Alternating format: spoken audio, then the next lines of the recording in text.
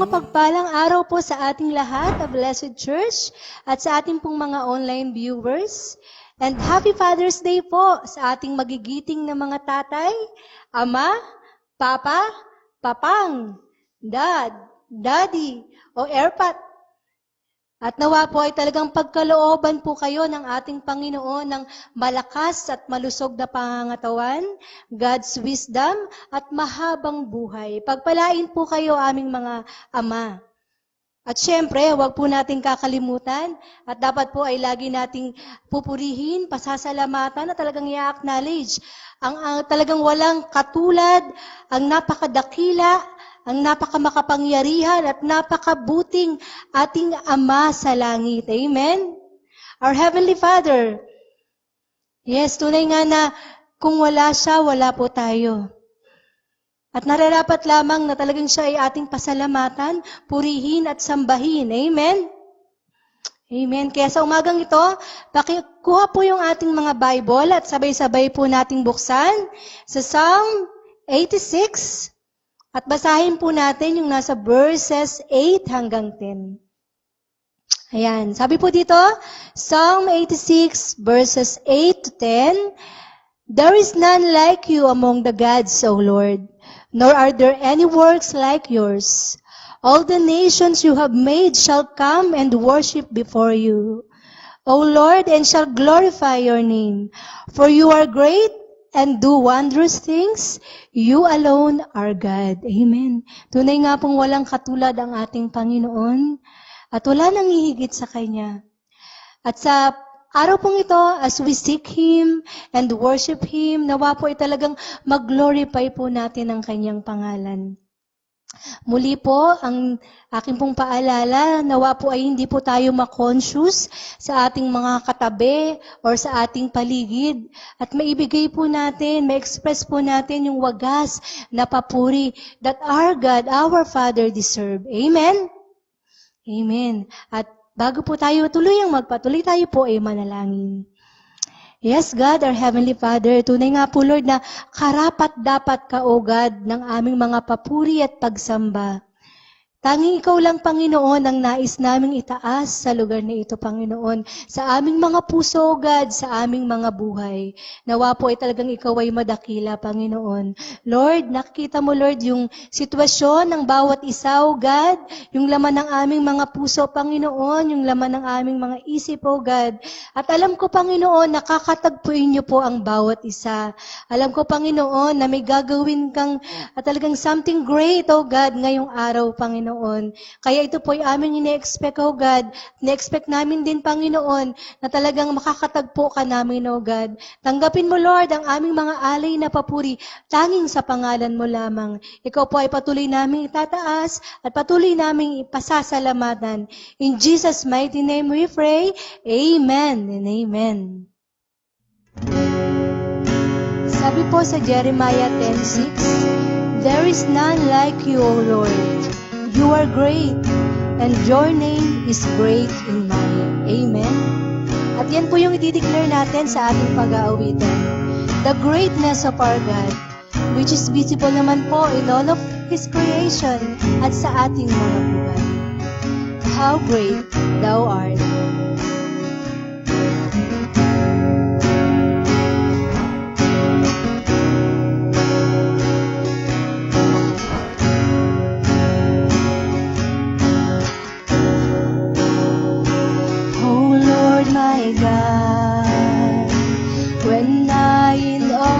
Some wonder, consider all the word thy hands have made.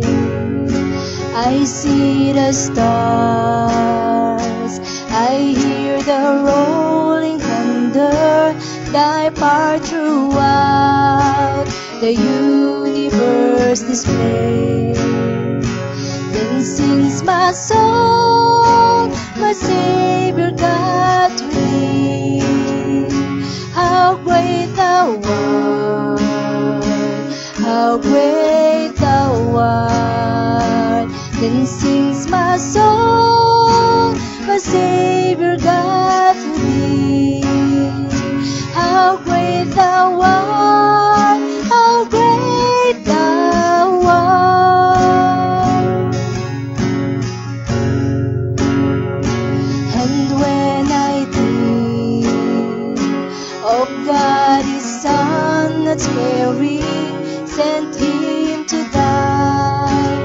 this earth can take it in.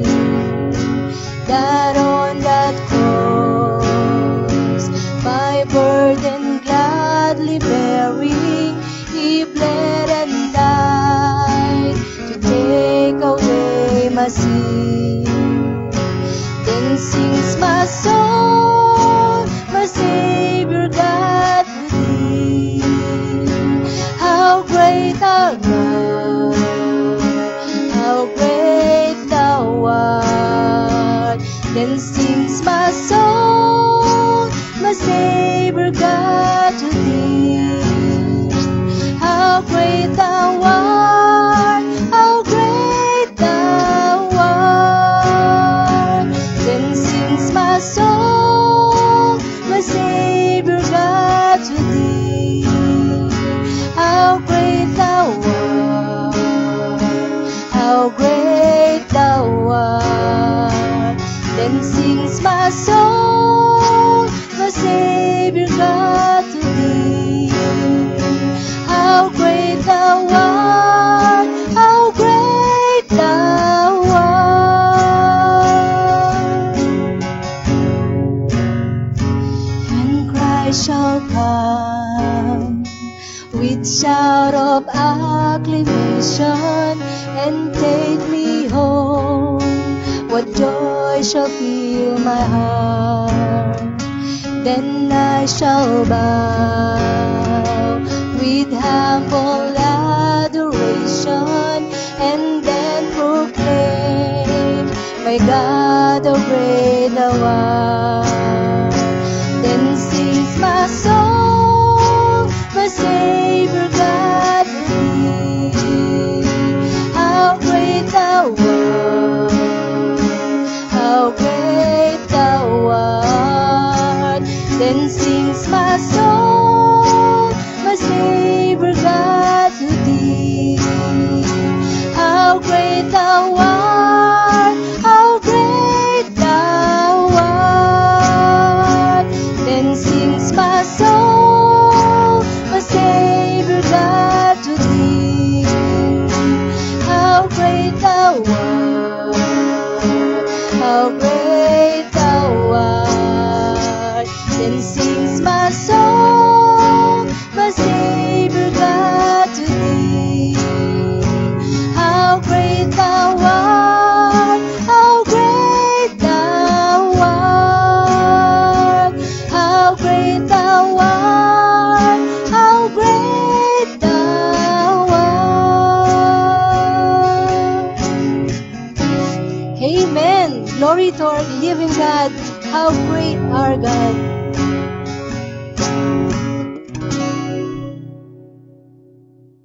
Sa ating pong pagpapatuloy, hayaan niyo pong basahin ko muna itong nasa Romans 8, verse 38 to 39. Sabi po dito, For I am sure that neither death nor life, nor angels nor rulers, nor things present nor things to come, nor powers, nor height nor depth, nor anything else in all creation will be able to separate us from the love of God in Christ Jesus our Lord. Amen. And let us declare that truth as we continue to worship our God.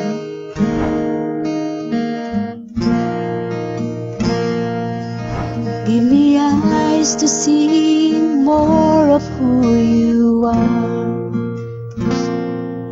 May what I behold still my anxious heart.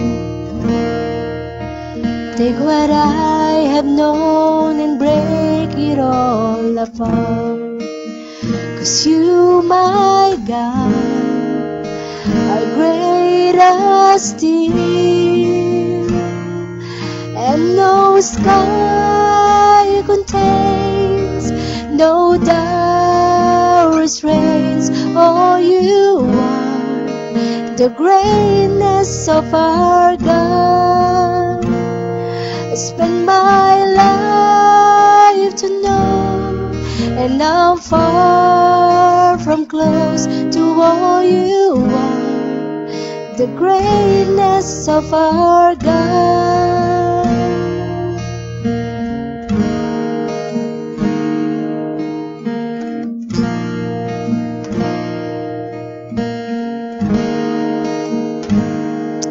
grace, give me grace, O Lord. Give me grace to see beyond this moment here, to believe that there is nothing left to fear, and that you alone are high above it all. For you, my God, are greater still, and no sky contains, no dowries reigns. Oh, you are the greatness of our God.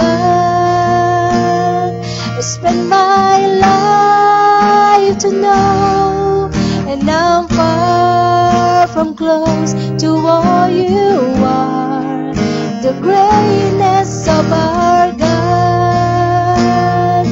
And no sky contains, no dowries reigns. Oh, you are the greatness of our God.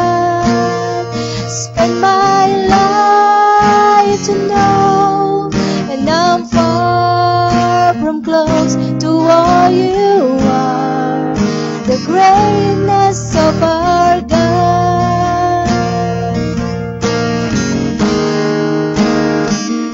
Oh, yes, you do.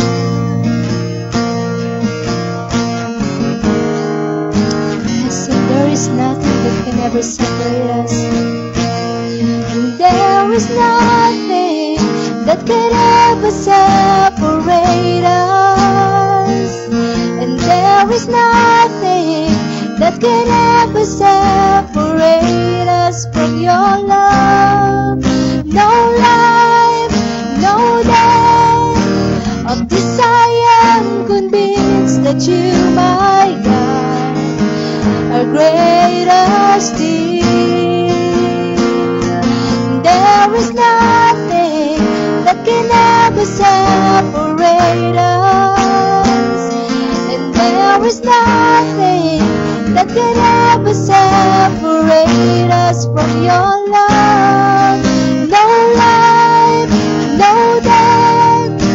Of this I am convinced that you, my God, are greater still. And no words convey, no song convey. Oh, you are the greatness of our God. I spend my life to know, and I'm far from close to all you are, the greatness of our God. And no sky contains, no dowries reigns. Oh, you are the greatness of our God. I spend my life to know, and I'm far from close to all you are, the greatness of our God. And there is nothing that can ever separate us, and there is nothing that can ever separate us from your love. No life, no death.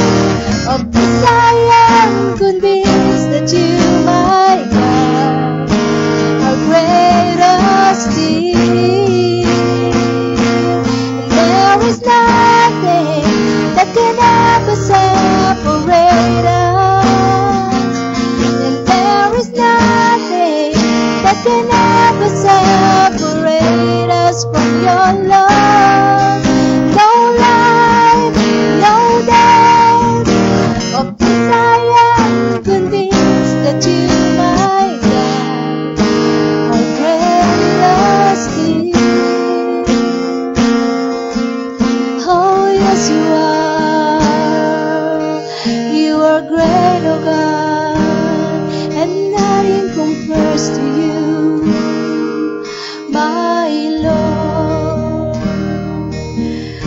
Hallelujah, hallelujah, we worship you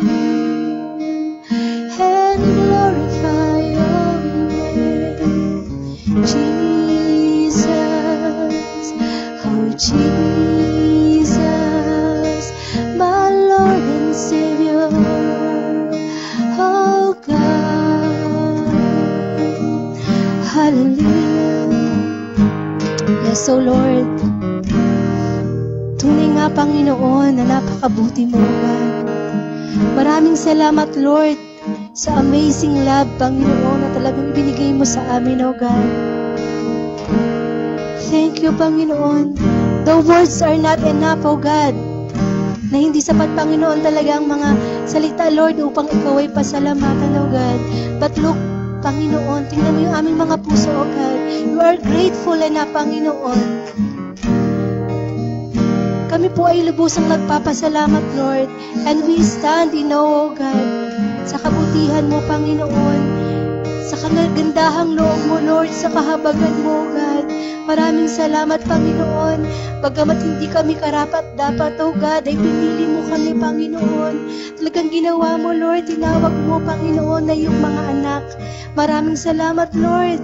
You, Panginoon, talagang makapangyarihang Diyos, ang may lalang ng langit at lupa, oh God. Talagang matatawag namin, Lord, na aming Diyos, na aming Abba Father, ang aming talagang nagmamahal sa aming Diyos, Ama sa langit, na patuloy kami tinutulungan, patuloy, Lord, na kami ay talagang sinusubaybayan, patuloy na ang gusto sa amin, Lord, ay tanging kabutihan namin. Maraming salamat, oh God. And we pray, oh God, na patuloy, Lord, na kami po inyong hawakan, oh God. Patuloy na baguhin, Panginoon, for your glory, oh God. Alam mo, Panginoon, batid mo, Lord, ang aming mga kakayahan, oh God, ang aming mga kahinaan, Lord. At tunay nga, Lord, na apart from you, Panginoon, we can do nothing, Lord. Na ang buhay namin ay walang saysay, Panginoon, kung wala ka, oh God. Kaya, Panginoon, kami po ay nagsusumamo sa iyo, Lord. We need you, oh God, in our life, Panginoon. We need you to guide us, Panginoon, to lead us, Panginoon, in everything that we do, oh God. At nawa, Lord, ay talagang patuloy, Panginoon, na ibuhos mo, Lord, ang iyong pagpapala sa iyong mga anak, oh God. Maraming salamat, Lord, sa katotohanan, oh God, na kailanman, Panginoon, na hindi mo kami iiwan at hindi mo kami pababayaan, oh God. Dahil, Panginoon, you always sustaining us, oh God. Maraming salamat, Panginoon, oh God. At patuloy, Lord, na ikaw ay aming itataas at papupurihan, Panginoon. Paging sa salita mo ngayon, Lord, sa mensahe mo ngayong araw, Lord, nawa ito'y talagang tumimo sa aming mga puso, O God. At patuloy, Lord, na madakila ka, Lord, sa aming mga buhay. To you be all the glory, Lord, all the honor and all the power. In Jesus' mighty name we pray. Amen and amen. Palakpakan po natin ang ating Panginoon. Glory to our God.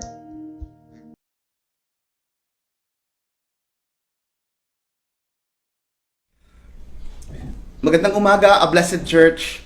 Para po sa ating scripture reading, buksan niyo po ang inyong Bible sa Matthew chapter 5 verses 1 to 12. Again, Matthew chapter 5 verses 1 to 12. Babasahin ko po ito muli sa Magandang Balita Biblia. Matthew 5, 1 to 12. Nang makita ni Jesus ang napakaraming tao, umakyat siya sa bundok. Pagkaupo niya, lumapit ang kanyang mga alagad at siya'y nagsimulang magturo sa kanila. Pinagpala ang mga taong walang inaasahan kundi ang Diyos, sapagkat kabilang sila sa kaharian ng langit. Pinagpala ang mga nagdadalamhati, sapagkat aaliwin sila ng Diyos. Pinagpala ang mga mapagkumbaba, sapagkat mamanahin nila ang daigdig. Pinagpala ang mga may matinding hangarin na sumunod sa kalooban ng Diyos, sapagkat sila'y bibigyang kasiyahan ng Diyos. Pinagpala ang mga mahabagin sapagkat kahahabagan sila ng Diyos. Pinagpala ang mga may malinis na puso sapagkat makikita nila ang Diyos. Pinagpala ang mga gumagawa ng paraan para sa kapayapaan sapagkat sila'y ituturing na mga anak ng Diyos. Pinagpala ang mga inuusig ng dahil sa kanilang pagsunod sa kalooban ng Diyos sapagkat kabilang sila sa kaharian ng langit. Pinagpala ang mga nilalait at inuusig ng mga tao at pinaparatangan ang lahat ng uri ng kasamaan na pawang kasinungalingan ng dahil sa akin. Magsaya kayo at magalak sapagkat malaki ang inyong gantimpala sa langit. Alalahanin ninyong inusig din ang mga propetang nauna sa inyo. Pagpalain po ng Diyos ang pagkabasa ng kanyang salita. Samahan niyo po ako sa isang maikling panalangin ng paghingi ng gabay. Panginoon, salamat po sa panibagong pribilehiyo, pagkakataon na kami ay makarinig ng iyong salita. Salamat po, Panginoon, sa pagkakataon at kakayahan na ipinagkaloob mo sa amin para makapanambahan. We thank you for this opportunity, Lord. At salamat po, Panginoon, dahil hindi man po kami sama-sama sa pagkakataong ito, ikaw po ay nasa aming mga tahanan. Salamat po dahil kaya mo kaming katagpuin sa lahat ng dako ng daigdig na ito. Salamat po, Panginoon, dahil hindi ka madamot sa iyong mensahe. Kami po ay mahal mo at ginagabayan mo. Tulungan niyo po kaming maunawaan ang nais mong sabihin. Gabayan kami ng iyong banal na espiritu. At sa aming pakikinig, kami po ay iyong baguhin at hubugin ng naayon sa iyong wangis. Sa iyo po ang papuri at pasasalamat sa pangalan ni Jesus. Amen. May mga kaganapan po sa buhay natin na magtutulak sa atin na ipagmalaki ang sarili. Parang mahirap iwasan yon sa buhay na ito. Halimbawa po, kung ikaw ay isang estudyante, siguro dumating na yung time na nagkaroon ng election sa loob ng classroom, tapos na-nominate ka ng classmate mo sa isa sa mga offices, pero aware ka rin na hindi ka basta makakakuha ng boto kung hindi ka magbibigay ng isang pamatay na speech. Hindi po ba? At kasama doon sa iyong speech ay ang mga bagay patungkol sa mga kaya mong gawin. So at some point, we need to assert ourselves. Kung ikaw naman ay binata at nagsisimula ng manligaw, mahalaga ang pagpapakita ng magagandang katangian para magustuhan ka ng nililigawan mo. Kailangan magpa-impress, hindi ba? Kung ikaw naman ay empleyado, aware ka rin sa kahalagahan ng pagpapasiklab. Kasi bago ka pa man ma-hire, sigurado yung resume mo hitik na hitik sa magagandang credentials at accomplishments. At alam mo na hindi nagtatapos doon ang usapan. Importante rin ang patuloy na pagpapasikat sa trabaho kung gusto mong ma-regular o ma-promote. Sa palagay po ninyo, kung magre-require ng resume or CV or biodata o anumang tawag natin dyan, kung magre-require po nito ang HR sa kaharian ng langit, ano po kaya ang pwede nating ilagay doon para ma-impress sila at papasukin tayo? Sa palagay po ninyo, meron po ba tayong maipagmamalaki patungkol sa ating mga sarili? Can we assert ourselves into God's kingdom? Today's focus is on the first beatitude, poor in spirit. Again, poor in spirit. And we will address 3 things about it. Una po, pag-uusapan natin yung the confusion. Ito yung mga kalituhan tungkol sa ibig sabihin ng poor in spirit. And then we will talk about the characteristics, kung ano ang totoong kahulugan ng poor in spirit. And third, yung consequences. Ano ang mga ibinubunga ng pagiging poor in spirit. Overall, we will understand that we can never be truly blessed until we are poor in spirit. Kamakailan po nalaman natin na meron palang iba't ibang antas ang pagiging mahirap sa Pilipinas, hindi po ba? We were introduced to the term poorest of the poor. Poorest of the poor. Nang i-preach po ni Jesus ang Beatitudes, uso na rin po ang pagkakategorize ng mga mahihirap. In fact, there are 2 Greek words for the word poor. Dalawa po ang salitang ginagamit para ilarawan ang mahirap sa New Testament. Una, ginagamit po yung salitang penikros. Penikros, na ang ibig pong sabihin ay working poor. Ito po ang salitang ginamit ni Jesus para i-describe yung poor widow na naglagay po ng 2 copper coins doon sa offering box.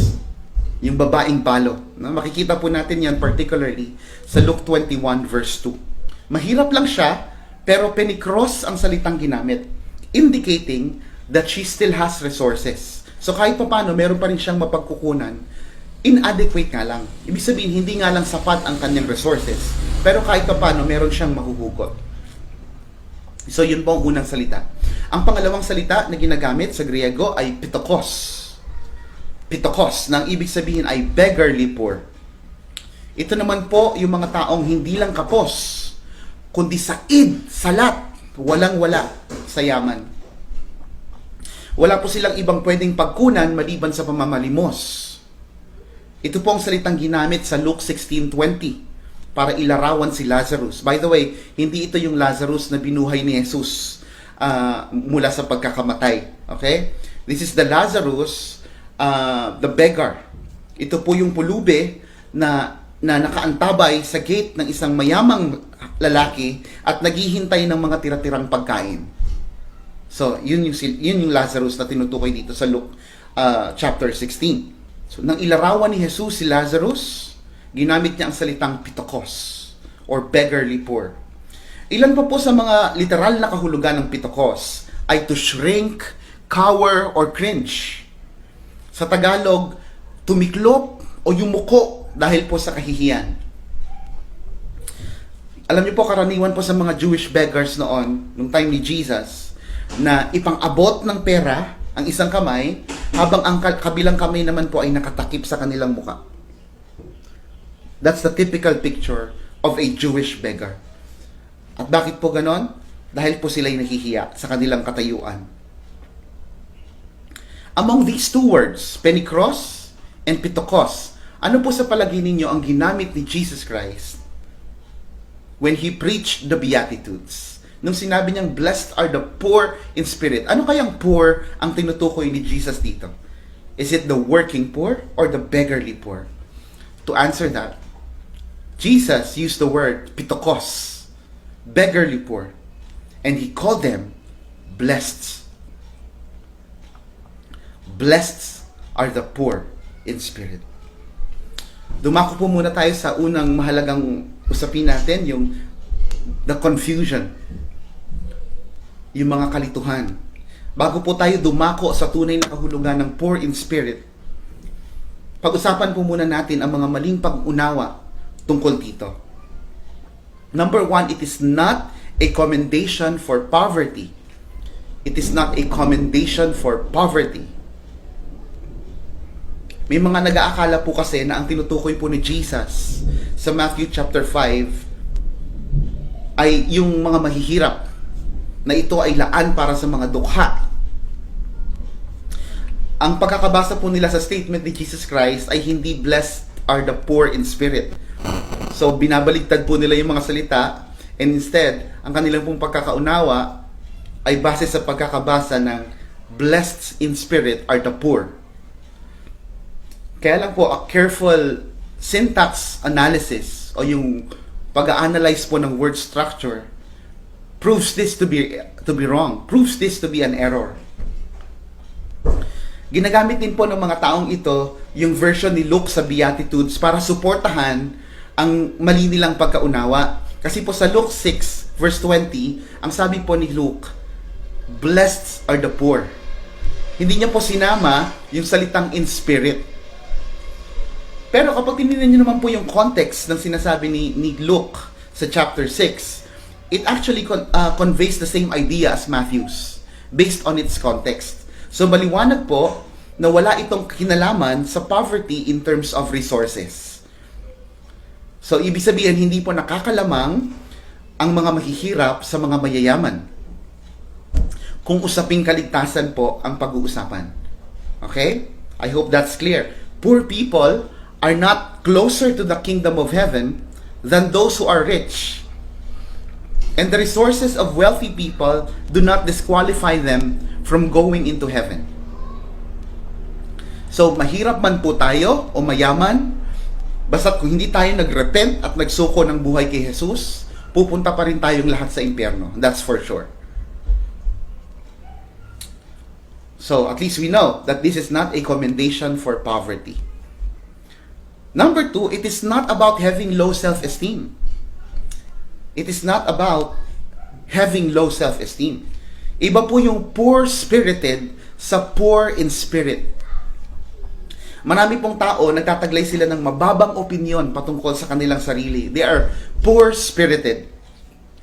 Kasi nga naman, nung bata pa sila, nakatanggap sila ng maraming pang-aalipusta, samot-saring pang-insulto mula sa iba't ibang tao. At nakakalungkot lang po, dinadala nila ito hanggang sa kanilang paglaki. Bit-bit nila iyon hanggang sa kanilang pagtanda. Ito yung mga tao na hindi pa po nagsisimula yung laban, talunan na agad ang tingin sa sarili. Wala silang lakas ng loob na magpakita ng husay dahil nauunahan po sila ng takot. Meron po ba kayong kilalang mga ganitong tao? Ito rin yung mga taong hindi pa nga nanliligaw, feeling busted na agad. Ito yung mga tao na hindi pa nga nag-a-apply sa trabaho, feeling rejected na agad. Ito yung mga taong hindi pa nga nagsisimula sa negosyo, feeling lugi na agad. So napipigilan yung kanilang potensyal dahil sa mababang opinion nila tungkol sa kanilang mga sarili. The Bible does not commend that either. The Bible instead inspires us to excel. Ang gusto ng Panginoon tayo mag-excel at ginagamit natin yung mga kaloob at talento na ipinagkaloob niya sa atin. Kaya lang po, ang away natin, pinakain tayo ng samot-saring kasinungalingan para pigilan tayong magliwanag at makapagbigay ng luwalhati kay Kristo. And clearly, this is not what poor in spirit meant. Okay? So it's not about having low self-esteem. And number 3, it is not about mock humility.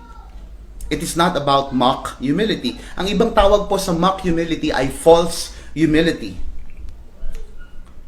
Ito naman po yung mga taong litaw na po yung husay, ang galing-galing naman talaga. Tapos kapag pinuri, itatangging pilit yung kanilang husay para magmukhang humble.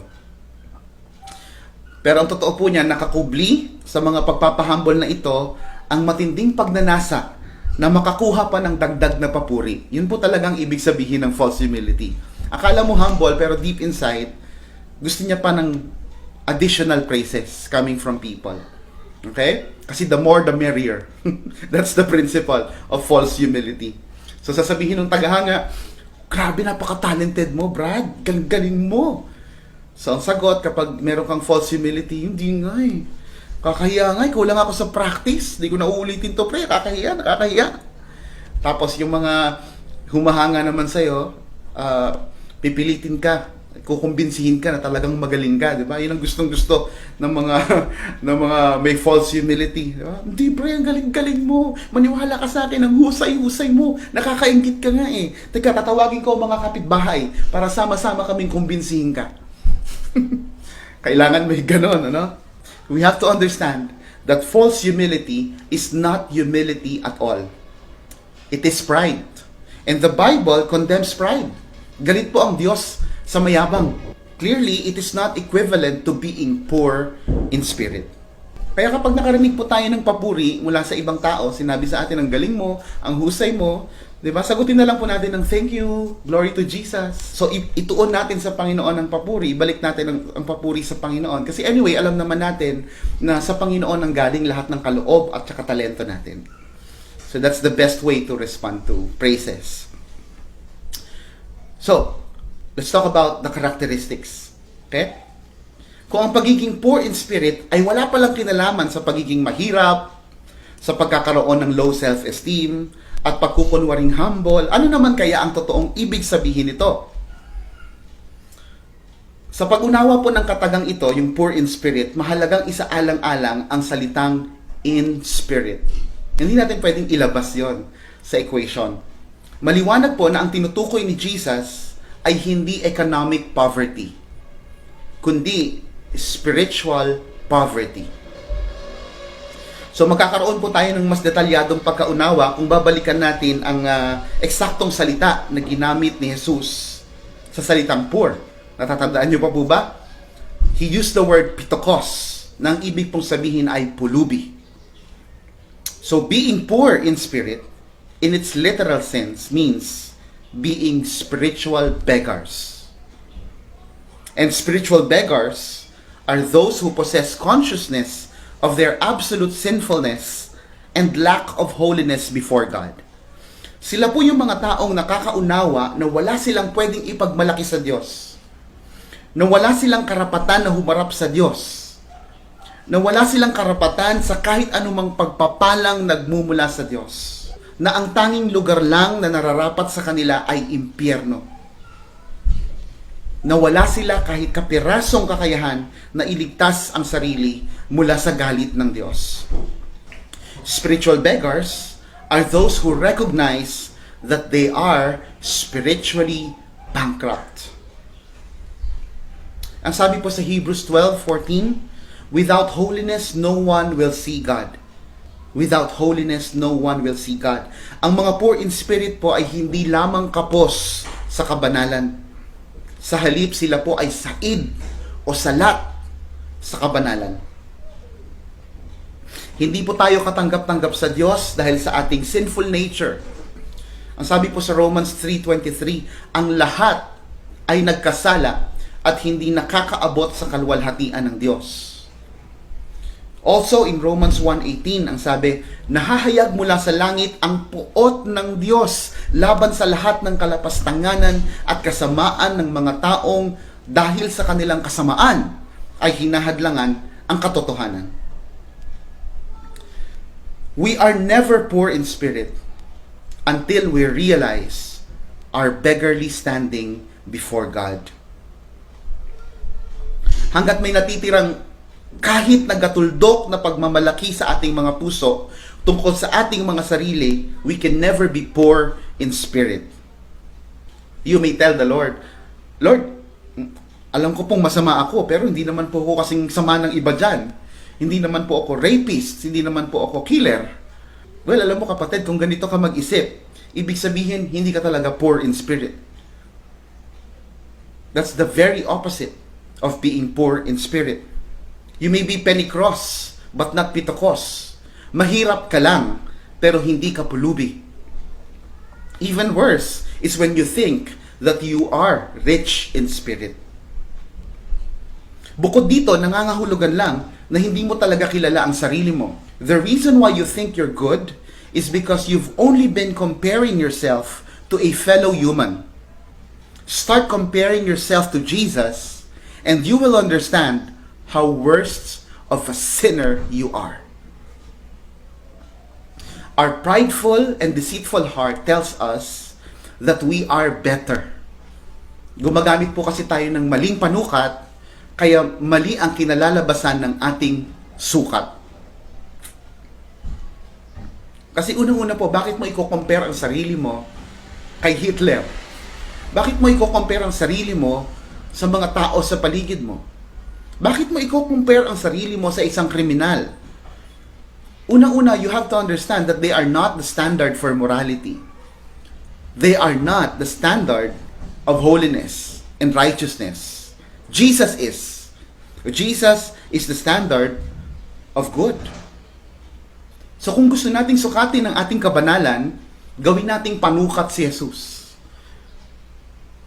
At tingnan natin kung hindi tayo magmumukhang pulubi sa kanyang harapan when it comes to holiness. Sa bibig mismo ni Jesus nanggaling, sabi niya sa Luke 18:19, only God is truly good. Only God is truly good. And you still think you are good.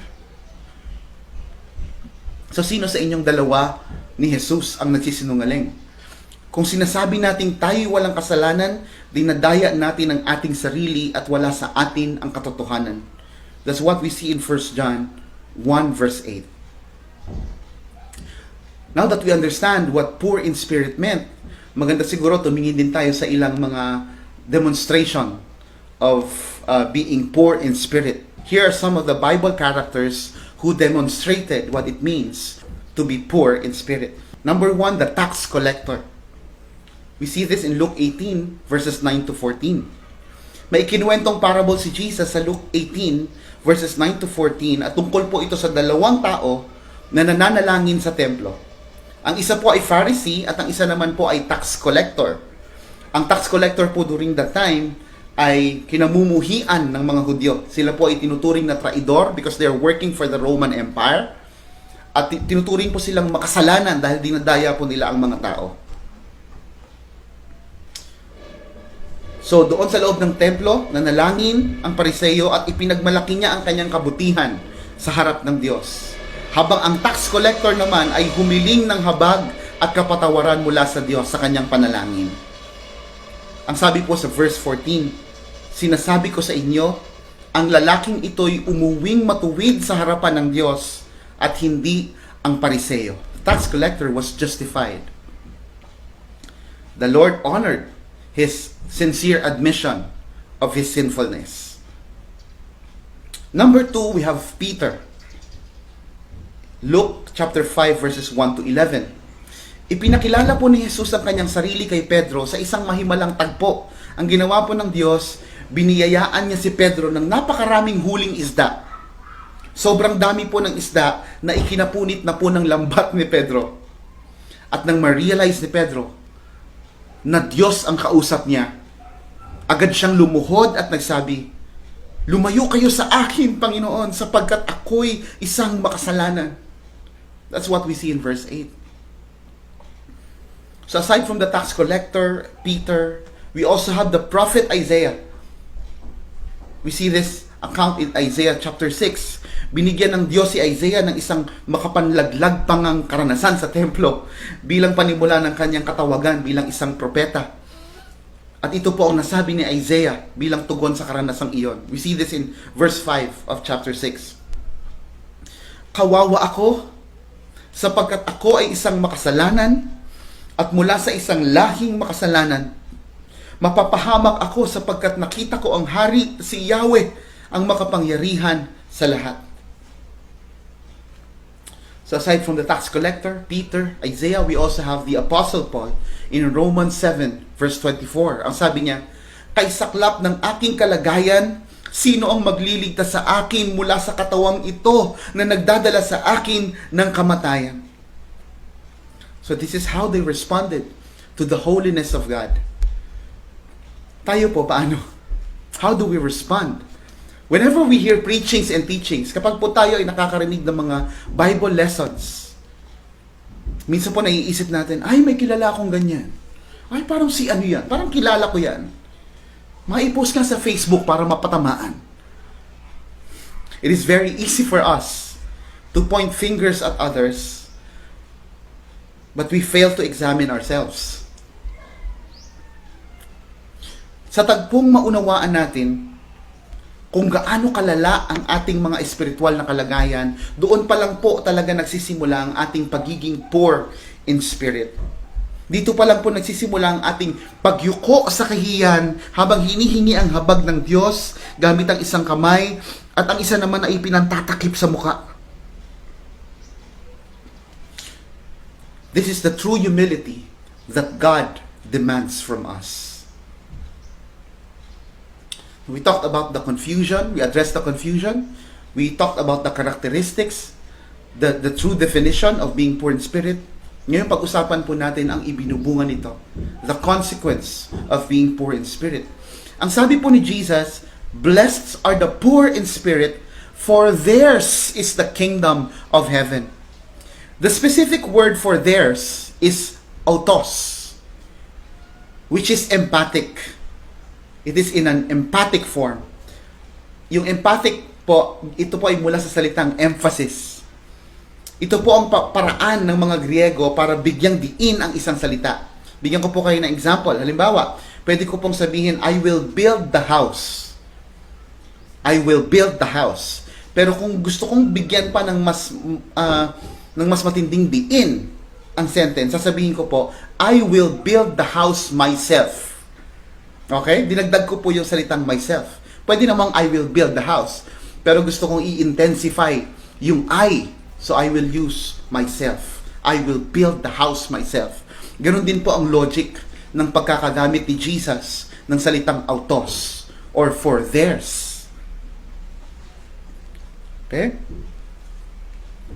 So when Jesus said, "For theirs is the kingdom of heaven," He intends to say, "For theirs alone is the kingdom of heaven."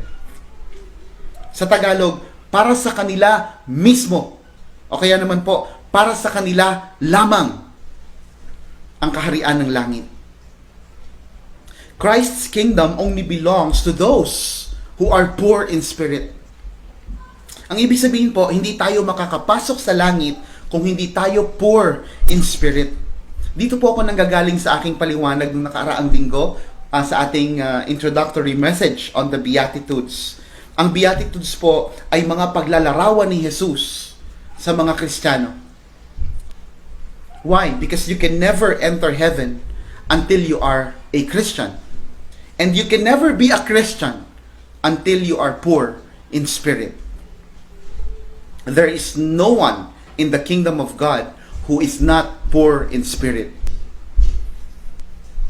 Kaya nga po, hindi kataka-taka na ito pong unang binanggit ni Jesus Christ sa Beatitudes. Kasi ito po ang susi sa lahat ng mga espiritual na katangian at pagpapala na inihanda ng Diyos para sa atin. So the first among the Beatitudes is about emptying ourselves, while all the others are indicators of fullness. Ang ibig pong sabihin nito, kung gusto natin mapuno ng mga espiritual na pagpapalang ipinangako ng Diyos, kailangan muna natin masaid. Kailangan munang itapon ang lumang alak sa kopa upang mapunan ito ng bago. That's the imagery that Jesus Christ wants to show in this sermon. So, ibig sabihin, para tayong inibitahan ng Diyos na umakyat ng isang napakataas na bundok. Tapos yung napakataas na bundok na yon, hindi talaga natin kayang akyatin. And the Lord knows it. Pero ang tanging paraan lang para makarating tayo sa tuktok ay ang pag-amin na hindi natin kaya. That's the irony of it. God honors our sincere admission of weakness. For in that weakness, His strength is magnified. Kaya kung ikaw dumating ka na sa tagpo na sinasabi mo sa Diyos, Lord, hindi ko na po kaya. That's actually the best prayer you will ever utter in your life. Alam niyo po kung bakit? Because God helps the helpless. Kaya lang po, hindi ito ang inaasahan ng mga Hudyo na marinig kay Jesus. They have not been expecting to hear this. What they were expecting to hear was, "Blessed are the children of Abraham, for theirs alone is the kingdom of heaven." Iyan po kasi ang paniniwala ng isang karaniwang Hudyo, na ang kaligtasan ay laan lamang para sa kanila, na naaayon sa lahi ni Abraham. Kaya po, when Jesus preached about the Beatitudes, ito ay kanilang ikinagulat ng todo. Ginulat sila ni Jesus sa isang katuruan na hindi nila palaging naririnig. And what is that? Your eternal salvation does not depend on the things that you can boast about. It is not based on your race or nationality, not on your inherent goodness. It is only based on what Jesus Christ has done at the cross. Ang sabi po sa Romans 10:13, "Whoever shall call upon the name of the Lord shall be saved." And we will never come to this point until we are ready to cringe and embarrass ourselves before God, until we are poor in spirit. And once we are poor in spirit, all the other characteristics listed in the Beatitudes shall naturally follow. Kapatid, ito ay panawagan ng Diyos sa atin upang suriin natin ang ating mga sarili. So the question is, gaano po ba tayo kapulubi? Are we spiritual beggars? There are few questions that we must ask ourselves to find out. Number 1, si Jesus lang ba ang kinikilala mong Panginoon at tagapagligtas? O nananahan ka pa rin sa iyong sariling kabutihan para maligtas? Number 2, kay Jesus ka ba umaasa para sa katugunan ng iyong mga pangangailangan? Pinahahalagahan mo ba ang panalangin? Pinahahalagahan mo ba ang pagbabasa at pag-aaral ng salita ng Diyos? Pinahahalagahan mo ba ang lingguhang pananambahan katulad dito? Kung minsan po, mas kinakatakot pa nating mawalan ng trabaho kaysa mawalan ng ministry. Kung minsan, mas kinakatakot pa nating mawalan ng wifi kaysa mawalan ng fellowship. Kung minsan, mas kinakatakot pa natin ang pagkasira ng relasyon sa iba kaysa sa pagkawasak ng relasyon natin sa Diyos. If this is the case, you must be very rich in spirit to ignore God. Number 4, masasabi mo rin ba ng buong katotohanan ang mga pangungusap na nasambit ng tax collector sa templo, ni Peter, ni Isaiah at ni Paul? Do you also recognize your wretchedness, your sinfulness? Or do you still think you are good? You still think you have holiness in you? Jesus tells us we are nothing apart from Him. Gumamit po tayo ng ilang sandali para sa ating mga personal na pananalangin. I'll give you a few moments to pray. And then I will be closing in prayer after that. Let us all bow down and approach Jesus.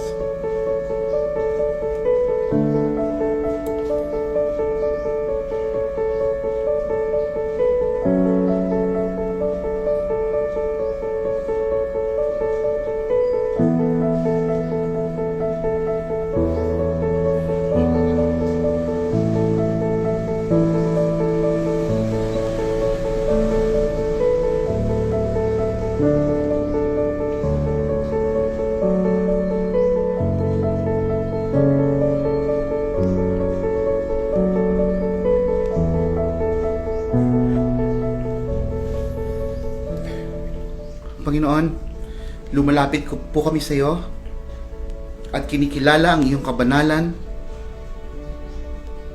Kinikilala po namin ang aming kalayuan, ang malaking agwat ng kabanalan, Panginoon, na mayroon ka. Kung ikukumpara, Panginoon, sa kasalatan na meron kami sa aming mga sarili. Lord, we are never righteous. We are never holy. We are only righteous because of Jesus. And for that, Lord, we are so thankful. Lord, we are so grateful that you have made us righteous. You have made us worthy because of Jesus. Salamat po, Panginoon, kay Jesus na naghatid sa amin sa estado, Lord God, ng pagkakakilala, ng tunay na pagkakakilala sa aming mga sarili. Lord, truly we are poor. We cannot do anything, Lord God, to attain our own salvation. Wala po kaming kakayahan na abutin ang iyong kabanalan. Wala po kaming kakayahan, Panginoon, na bayaran ang kapatawaran na kinakailangan namin upang maligtas. But instead, Lord, you have provided a way. You have provided Jesus. You have sent Jesus, your Son, your only Son, to die at the cross for all of us. To die in our behalf, para harapin lahat ng galit mo sa kasalanan. Thank you, Lord God. Thank you, Lord God, for making us realize how poor we are. And by realizing how poor we are, Lord, we thank you, Lord, because you are filling us up with everything, Lord, that we do not deserve. Salamat po sa iyong biyaya, sa iyong kagandahang loob, Panginoon. At Panginoon, panatilihin mo sa amin ang damdamin ng pagiging poor in spirit. Every day of our lives, Lord, let us be poor in your sight. Because we need you. We need your sustenance. We need your provision. We need your strength. Let us look at you as our source of everything. Let us look at you, Lord, as God. We thank you for your word. We thank you for this moment of reflection. In the mighty name of Jesus we pray. Amen.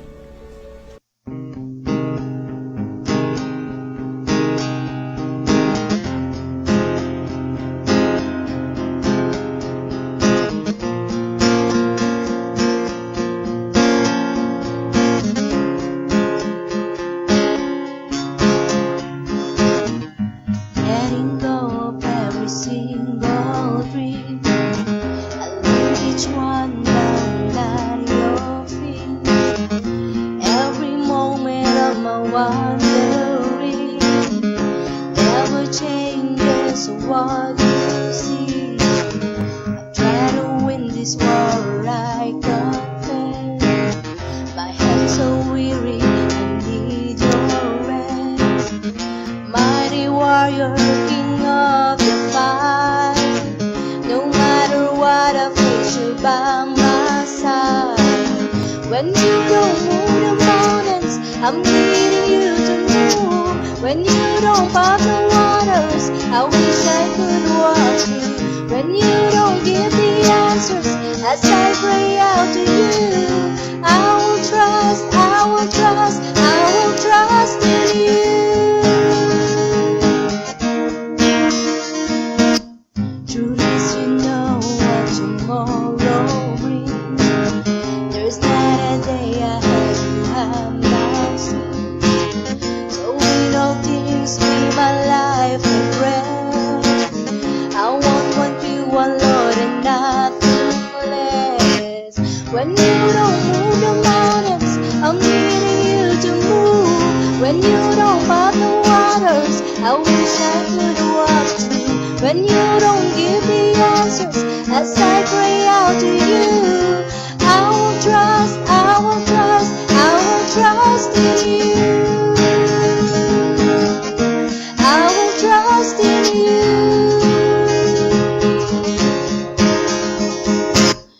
You are my strength and comfort. You are my steady hand.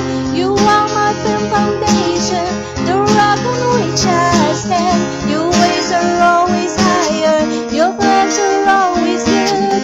There's not a place where I'll go you've not already stood. When you don't move the mountains, I'm needing you to move. When you don't part the waters, I wish I could walk through. When you don't give the answers, as I cry out to you, I will trust, I will trust, I will trust in you. When you don't move the mountains, I'm needing you to move. When you don't part the waters, I wish I could walk through. When you don't give the answers, as I cry out to you, I will trust, I will trust, I will trust in you. I will trust in you. I will trust in you. I will trust in you.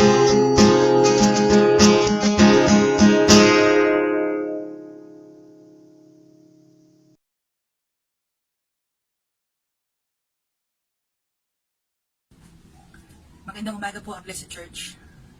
Sa araw na po ito, meron tayong sineselebrate at ito ay ang Father's Day. So, ano man po yung tawag nyo sa inyong mga tatay, mga father, pops, dad, yo, biro lang po. Pero, ano man po yun, samahan nyo po ako na ipanalangin natin sila kasi yun po yung best way to really celebrate or commemorate or honoring them sa araw na ito. Let's pray po. Father, all the praise be unto your name. Panginoon, kami po ay nagpapasalamat dahil ikaw ay marunong. Nagpapasalamat kami, Lord God, dahil ang bawat buhay namin ay tagni-tagni at hindi ligit sa iyong kaalaman.